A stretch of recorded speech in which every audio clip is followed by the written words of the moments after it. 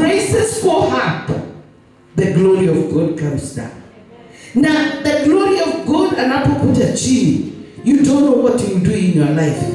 Haujui atatenda nini katika maisha yako. Sasa ni wakati wa kumsifu. Msifu Mungu kwa sababu yeye ni mwema. Tumsifu Mungu.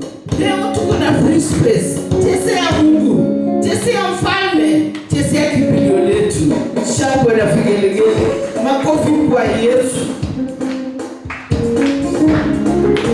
Makofi kwa Yesu, shangwe na vigelegele. Changamka katika nyumba ya Bwana wetu. Hakuna Mungu kama wewe Yesu. Hakuna Mungu kama wewe Bwana. Upendo. Hakuna Mungu kama wewe Bwana.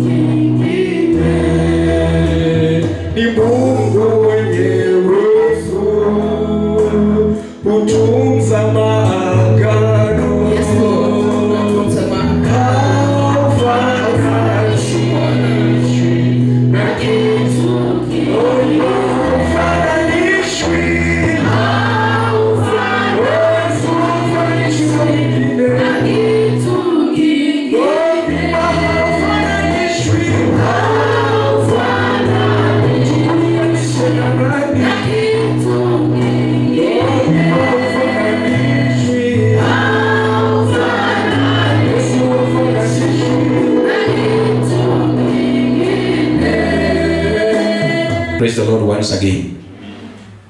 I want to thank God so much for giving us this time to be in His house, to worship Him, and also to listen to His word. Jeremiah 7 from verse 1 to 15, the Bible says, the Lord gave another message to Jeremiah. He said, go to the entrance of the Lord's temple and give this message to the people. O Judah, listen to this message from the Lord. Listen to it, all of you who worship here. This is what the Lord of heaven's armies, the God of Israel says. Even now, if you quit your evil ways, I will let you stay in your own land. But don't be fooled by those who promise you safety simply because the Lord's temple is here. They chant, the Lord's temple is here. The Lord's temple is here. But I will be merciful only if you stop your evil thoughts and deeds and start treating each other with justice.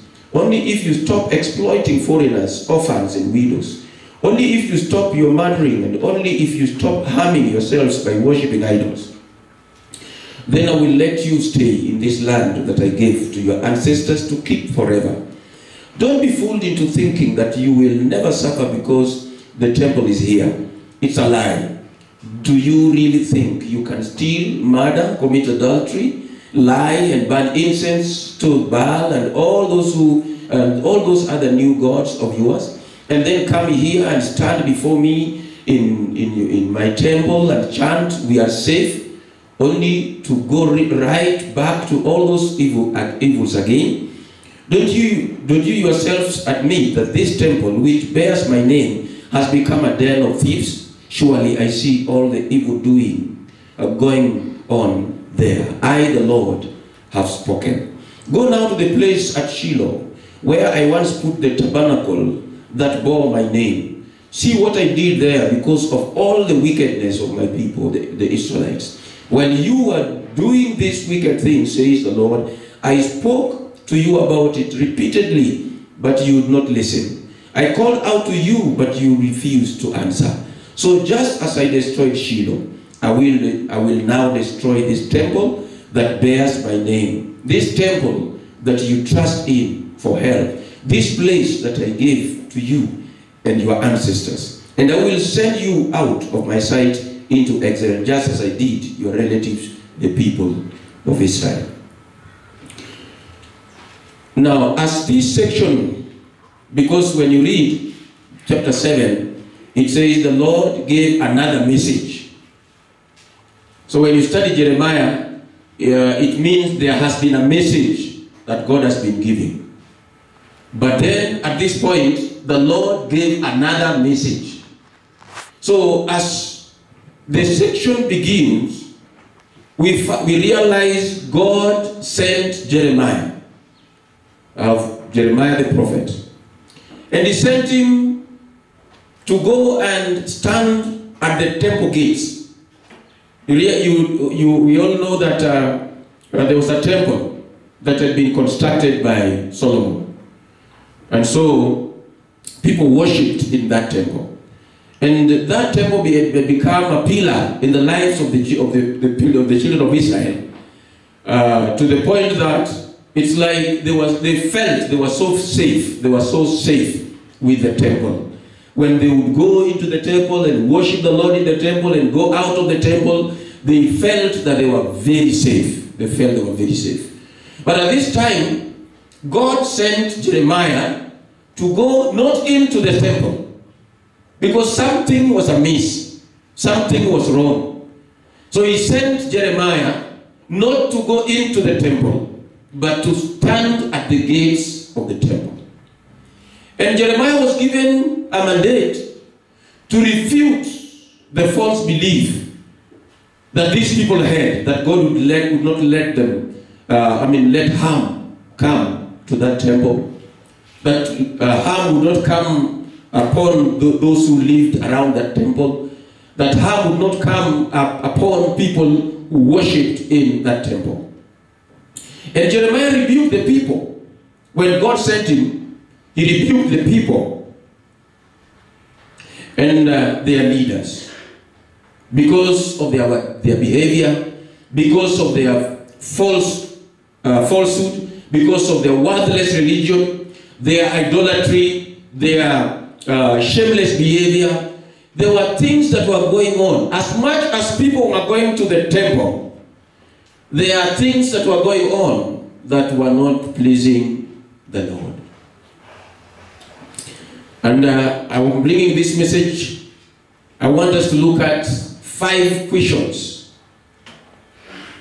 that I need to ask myself when I come to church. That's my message today.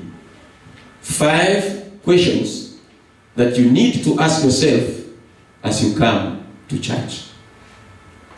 5 questions I need to ask myself as I come to church.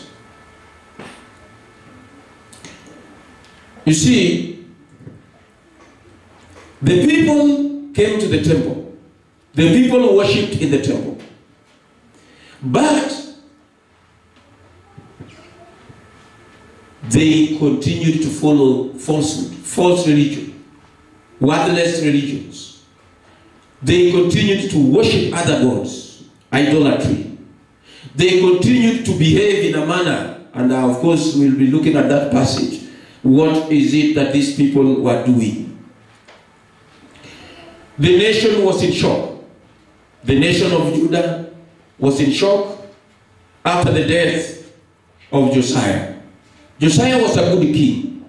Josiah is one of those good kings who was able to dismantle, to destroy the high places, the places of idol worship. And he established the worship of Yahweh. And he actually reinstated that worship in the temple. And people worshiped the Lord during his time. And after he died, the Bible is telling us that there was a spiritual reversal.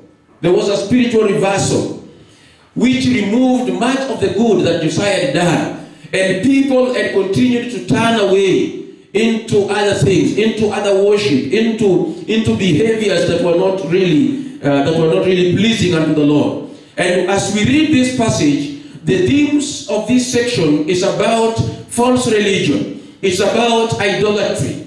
It is about hypocrisy. Hypocrisy means that you preach one thing, you say one thing, but you live the opposite. So the people of Judah, as much as they went to the temple, they worshipped in the temple, they did not actually live right with God. They did not live right with God. And when Jeremiah gave this message, the message that Jeremiah gave, and actually in the section of chapter 7, from verse 1 to chapter 10, verse 25, that message was a loaded message that God gave to Judah through Jeremiah, which almost cost the life of Jeremiah, because the people became angry with him. The king became angry with him.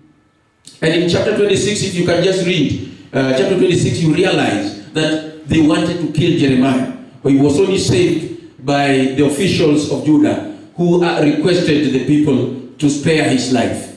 Why? Because the message was scathing. The message was a fierce attack on the evil life of the children of Israel.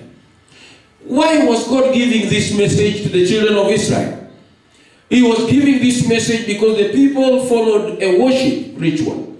They followed a worship ritual, but they maintained a sinful lifestyle. So there are two things. There are two things here. They were following a worship ritual, and I want to say that even today we could be coming to church the way we've been brought up, the way we have been nurtured, the way we've been taught by our parents. That is following a worship ritual. But there is something that must change, because the children of Israel, as much as they followed a worship ritual, they continued to maintain a sinful lifestyle. The life was not changed. It was a religion without personal commitment to God. And I want to say this morning that attending church, taking Holy Communion, going through the Sunday school classes, participating in the choir, participating in the praise and worship, are only empty exercises unless we are truly doing them for God. Praise the Lord. Yes, you have come to church. You have participated in one way or the other. You will even be giving even your offerings and your gifts to the Lord. But I want to say that as much as we do this, they only become empty exercises unless we are truly doing them for God. It is a good thing to do such activities, to be in the choir, to be in the praise and worship, to read the scriptures, to be in the program, to come to church. They are good things to do. But we should not do them because we ought to do them for the church. Are we together? We should not do them because we ought to do them for the church, but because we want to do them for God. Hallelujah. Yes. That whatever you are doing, you are not doing it for your pastor. You are not doing it for your parents. You are not doing it for the church. You are doing it for who? For God. And there are several parallels between how the people of Judah viewed their temple and how many today view their churches. How do you look at the church? Remember, God is angry with Judah. He has sent Jeremiah. And Jeremiah that day did not come to the temple. He stood at the gates. And he began to prophesy and to speak to those who were in the temple. Because something was wrong. and something was amiss. What is it? There are three things that parallels how they viewed their worship in the temple and how people view the church today. And number one, when you look at the way the people of Judah worshipped, they did not make the temple part of their daily living. And how I pray that the church will become part of our daily living. Not life lived on Sunday, not life lived when you come to church, but a life that is lived out every hour and every day. Wherever you are, with whomever you are, you say, it is my life to live for God. We may go to beautiful churches, well prepared, well built for worship, but often we don't take the presence of God through the week. The question is, what do you do after church? What do you do after church? What do you do on Monday? What do you do on Tuesday? What do you do on Friday? In other words, is your life with God consistent? So that's number one. We could be having a very beautiful church. We could really beautify this place. But I want to say, the most important thing is to beautify your walk with God each day. As a young man, as a parent, God wants us to make the temple, to make the church part of our daily living. And number two, the image of the temple became more important than the substance of faith. When these people were coming into the temple, that the image of that temple, they had taken that temple to a very high esteem than the exercise of personal faith in God and the exercise of holy living with God. Going to church and belonging to a group can become more important than life change for God. And there is that which God is looking for. God is not actually looking at which church are you. God is looking at a life that is changed by Him. And that's what God wants. He's looking for a life that has been changed. A life that walks with Him. A life that is in constant relationship with Him. And I want to say this. Some, number 3, the people use the temple as a religious affiliation. So people would really say that they would really defend. I belong to African Land Church. I belong to Roman Catholic. I belong to Anglican Church. But I want to say, and of course by extension, it could turn out to be a hideout for people thinking that when I'm in church, I'm protected. When I'm in church, I'm safe. But I want to say, there is that which God is dearly looking for in your life and in my life. And this leads me to bring the 5 questions that every individual, when you come to church, as you fellowship in the church, you need to ask yourself. I need to ask myself. And question number 1 is, what have I left as I come to church? What have I left? Look at your life. It's a personal reflection. What have you left behind? Because God is speaking to Jeremiah and He's telling Jeremiah, tell these people. In chapter, when you read verses 1, going down, He's telling, oh Judah, listen to this message from the Lord. Listen to it of all of you who worship here. This is what the Lord of heaven's armies, the God of Israel says. Even now, if you quit from your evil ways, if you quit, so there is something that when you come to church, you must leave behind. Jeremiah was talking to people who are right inside the temple. But even as much as they were right inside the temple, there are things that they not left behind.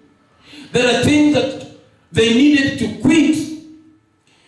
The Bible says, even now, if you quit your evil ways, I will let you stay in your own land. But remember, at this time, You remember those who have done CRE, and the nation of Israel was divided into two kingdoms, the southern and the north. And the north, at this time when Jeremiah was speaking this message, already the northern kingdom with the 10 tribes had been taken captives to Assyria. And something was imminent, something was coming, that if the people of Judah, the southern kingdom, would not change their evil ways, would not quit from their evil ways, something was going to happen, that they were going to be taken captives, and this time not to Assyria, but to Babylon. And God is saying, telling them that if you quit your evil ways, so number one thing, as you come to church, as you come to worship the Lord in the church, number one thing that you need to ask yourself is, what have I left behind? And the big thing that must be left behind as we come to worship the Lord is sin. Sin is an enemy. That sin, and they have been mentioned there in that passage. The sins that God was seeing in the lives of these people have been mentioned there. Okay, he tells them in verse 5, I will be merciful only if you stop your evil thoughts and deeds and start treating each other with justice. Only if you stop if you stop exploiting foreigners, orphans and widows. Only if you stop your murdering. Only if you stop your harming yourselves by worshiping idols. Now these are things that God is saying, as I come to church, I must leave them behind. Then I'm in right relationship with God. In verse 8, he tells them, don't be fooled into thinking that you will never suffer because of the temple. Because the temple is here. It's a lie. Do you really think you can steal? And these are the sins that God is mentioning here. You can steal, you can murder, you can commit adultery, you can lie, you can burn incense to Baal. These are sins that a young man, these are sins that we as God's people must put aside. What? Question number one. What have you left behind? What have you left behind as you come to church? What have I left behind? And the key thing that we must leave is sin. Bwana sifiwe. Lazima tuache dhambi ili tutembee na Mungu, ili tuweze kuona Mungu akitubariki. Lazima tuache dhambi. Tunapokuja kanisa, lazima tujiepushe na maovu. Jambo swali la pili, what have I brought to the church? When you are coming to church, what have you brought to the church? There is something that when you come to church, you must bring. As we come to church, we are not bringing our wealth. Hello? As we come to church, we are not bringing our beauty. As we come to church, we are not coming to pride ourselves. As we are coming to church, there is that which God wants us to bring. What is it? God wants us to bring an open mind, a broken spirit, and a prayerful heart. Praise the Lord. God wants us to bring what? An open mind, a broken spirit, and a prayerful heart. Let me tell you, people who come to church with an open mind, with a broken spirit, and with a prayerful heart, they have no other business. Hello? They have no any other business. I know there are people who come to church with lots of motives. There are people who come to church, and that's why what you bring to church is what you go out with. Because when you come to church with an open mind that I'm going to meet my Father, I'm going to my Father's house, I want my God to bless me, I want to listen to the word of God. That is what I die for. That is my desire. Let me tell you, that is what you go with from the church. But there are people who could be coming to church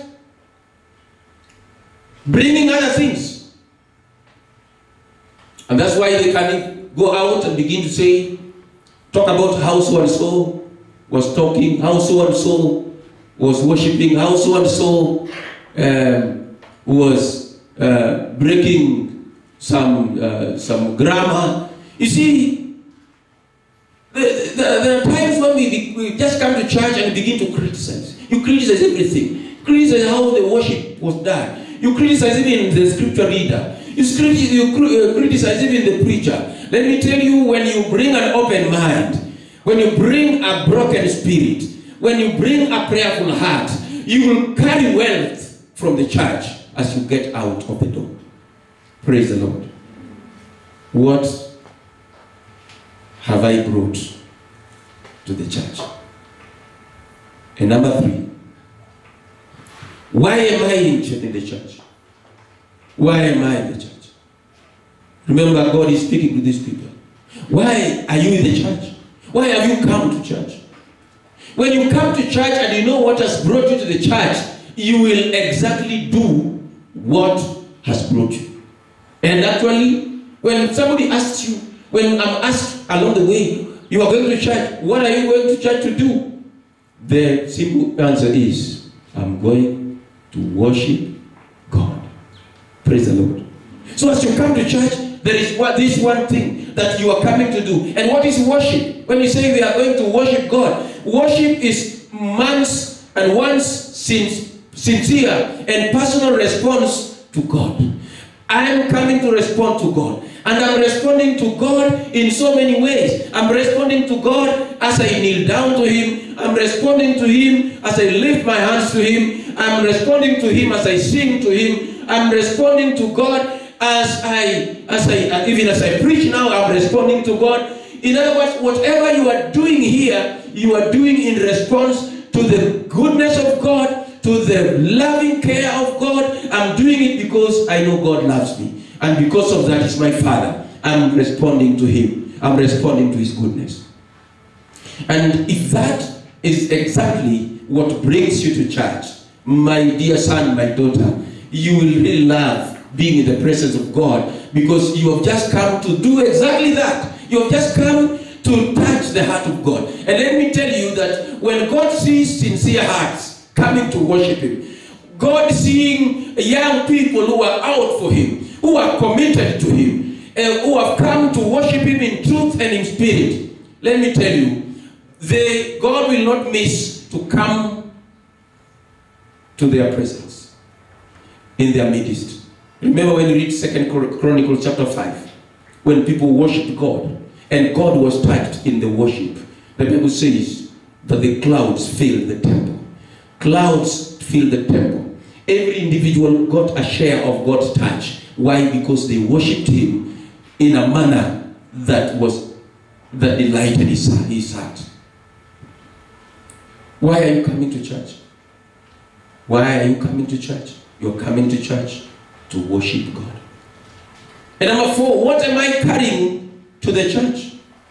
In the Old Testament, God was so concerned about when people were coming to worship Him, they were not coming empty-handed. And the Bible is telling us that we need not to come to the presence of the Lord empty-handed.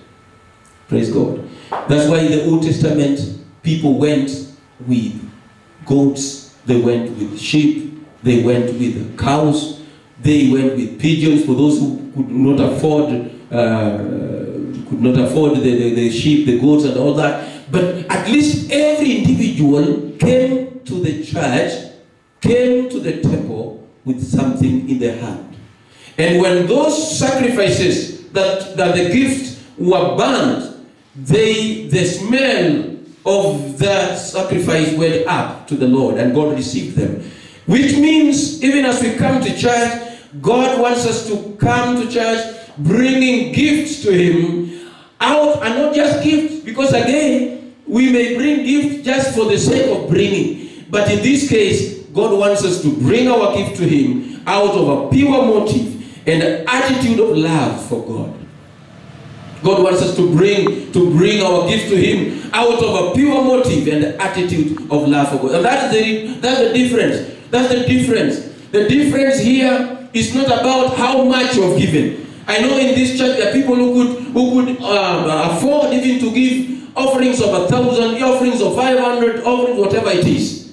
But let me tell you, the difference is this: with what motive and with what attitude are you giving your gift to the Lord? Because when it is given out of a pure motive, it doesn't matter. Remember that lady who went in the presence of Jesus with how many coins? 2 coins. And then Jesus turns around and tells the people that this woman has given much more than everybody else. And people are frowning and saying, oh, how can Jesus consider this woman to have given so much and yet have given 1,000 or have given 500?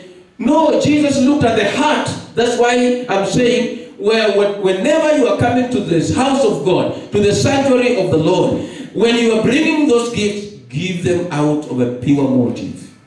Hello? And out of an attitude of love for God.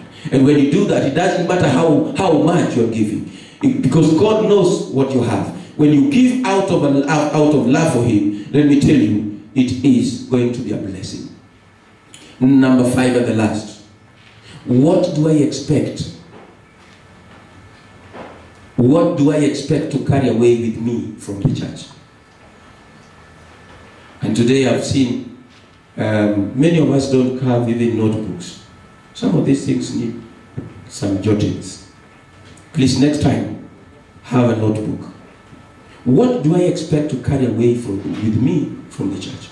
You have come to church. You are going out of the church. What are you carrying? What are you going with? You see, when the motive is wrong, then you'll go with the wrong things. Hello? Yeah. You will go with how people are worshiping, how they were off key. You will go with that pastor who was preaching, took a lot of time.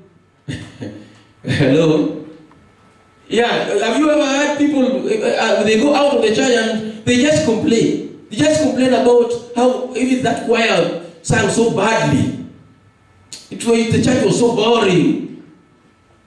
Leo haikuwa mzuri. You see, that's what they go with. But let me tell you, when you come to the house of God, there is something so dear. There is something so unique that you need to get out with. And that is the Word of God. Praise the Lord. The Word of God. It is a treasure. You carry the Word of God with you throughout the week. It takes you through challenges. It reminds you how to go about issues of life. The Word of God becomes a fountain that flows out of you because it is that which you carry. And I want to say, young people and fathers and mothers who are here today, that remember, God is reminding, when you read from verse 12, God is reminding the children of Judah, and He's telling them, when you are bragging about this temple of Solomon, I want you to get reminded that there was a tabernacle at Shiloh. When the people of Israel did not listen to me, I destroyed that tabernacle at Shiloh. And eventually, because they did not listen, remember they wanted to kill Jeremiah for this message. In fact, they continued to live a life that was abhorring before the Lord. The Bible is telling us that in the year 605, God used Babylon, used Nebuchadnezzar, and He punished these people of Judah. And so to us. Because when the temple of Shiloh was destroyed, the temple of Jerusalem was destroyed. In fact, it was destroyed. That's why when you read Jeremiah, Jeremiah is called a weeping prophet.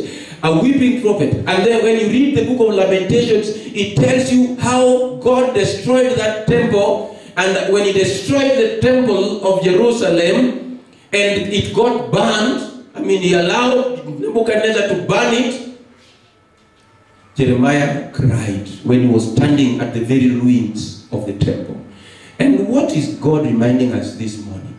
God is reminding us that He destroyed Shiloh and he destroyed the temple of Jerusalem. And he's also reminding us this, that we are his temple. We are his temple. 1 Corinthians 3:16 and 17 says, do you not know that you are the temple of the Holy Spirit? You are the temple of God, and that the Holy Spirit lives in you. And then he says, he poses a warning in verse 17. If anyone destroys that temple, God will destroy him, because that temple is you. Your body is the temple of God. My body is the temple of God. And he says, if we do not honor this temple, if we do not honor the way we use this temple, he's going to destroy us. I'm appealing to all of us. Remember, the temple of Shiloh was destroyed. Remember, the temple of Jerusalem was destroyed. God is looking for true worship from you today. You, myself. God is looking for true worship, because you are the temple of the Holy Spirit who lives in you. And may God help us. Each day, as you come to God's house, ask yourself those 5 questions. And if you can answer those questions right, then I can say that you are in right path. You are in the right walk with God. And may God help us, that we do not just come to church, but we come to church knowing actually what God wants out of us as we come to church. Let's pray. Everlasting Father, in the name of Jesus, we are before you this morning. We thank you because you're reminding us of the temple of Shiloh. You're reminding us of the temple of Jerusalem. These temples were destroyed because those who worshipped in them did not live up to what you expected of them as a people who have been changed by God. Many times, Lord, we come to church not actually knowing for what reason. And sometimes we come with wrong motives, and we go out with wrong things. And this morning I pray for each and every one of us. Remind us, Lord, that we may worship you as we come to your sanctuary. Worship you and worship you right. Be with us and bless us, for we pray with thanksgiving in Jesus' name. Amen. Thank you, sir.